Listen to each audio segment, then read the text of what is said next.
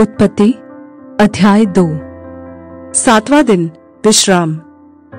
इस तरह आकाश और पृथ्वी और उनकी सारी सेना का बनाना समाप्त हो गया, और परमेश्वर ने अपना काम जिसे वह करता था 7वें दिन समाप्त किया, और उसने अपने किए हुए सारे काम से 7वें दिन विश्राम किया।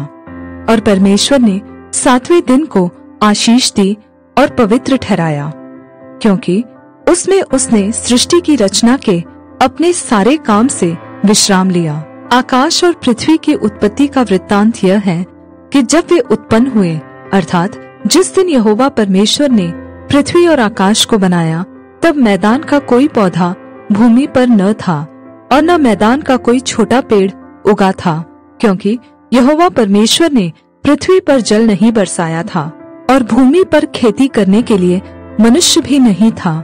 लेकिन कोहरा पृथ्वी से उठता था, जिससे सारी भूमि सिंच जाती थी। मानव जाति का आरंभ।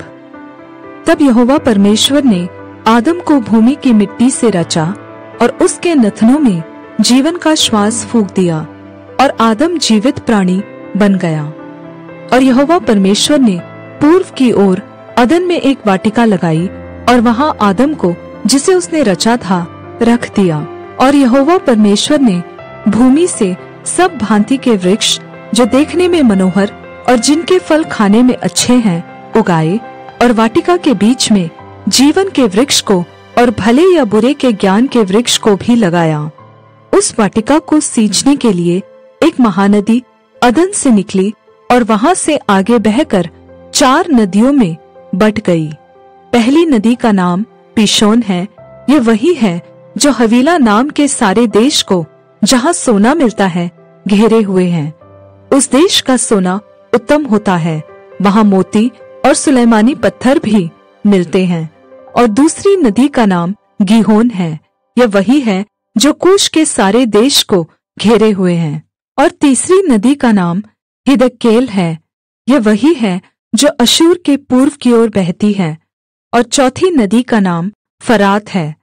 तब यहोवा परमेश्वर ने आदम को लेकर अदन की वाटिका में रख दिया कि वह उसमें काम करे और उसकी रखवाली करे।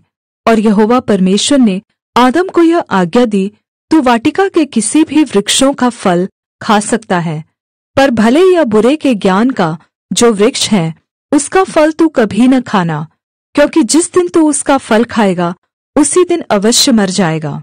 फिर यहोवा परमेश्वर ने कहा, आदम का अकेला रहना अच्छा नहीं, मैं उसके लिए एक ऐसा सहायक बनाऊंगा जो उसके लिए उपयुक्त होगा। और यहोवा परमेश्वर भूमि में से सब जाति के जंगली पशुओं और आकाश के सब भांति के पक्षियों को रचकर आदम के पास ले आया कि देखे कि वह उनका क्या-क्या नाम रखता है। और जिस जिस जीवित प्राणी का जो नाम आदम ने रखा, वही उसका नाम हो गया। अतः आदम ने सब जाति के घरेलू पशुओं और आकाश के पक्षियों और सब जाति के जंगली पशुओं के नाम रखे, परंतु आदम के लिए कोई ऐसा सहायक न मिला जो उससे मेल खा सके। तब यहोवा परमेश्वर ने आदम को गहरी नींद में डाल दिया, और जब वह सो गया, तब उसने उसकी एक पसली निकालकर उसकी जगह मांस भर दिया। और यहोवा परमेश्वर ने उस पसली को, जो उसने आदम में से निकाली थी, स्त्री बना दिया और उसको आदम के पास ले आया। तब आदम ने कहा, अब यह मेरी हड्डियों में की हड्डी और मेरे मांस में का मांस है, इसलिए इसका नाम नारी होगा, क्योंकि यह नर में से निकाली गई है। इस कारण पुरुष अपने माता पिता को छोड़कर अपनी पत्नी से मिला रहेगा, और वे एक ही तन बने रहेंगे। आदम और उसकी पत्नी दोनों नंगे थे, पर वे लज्जित न थे।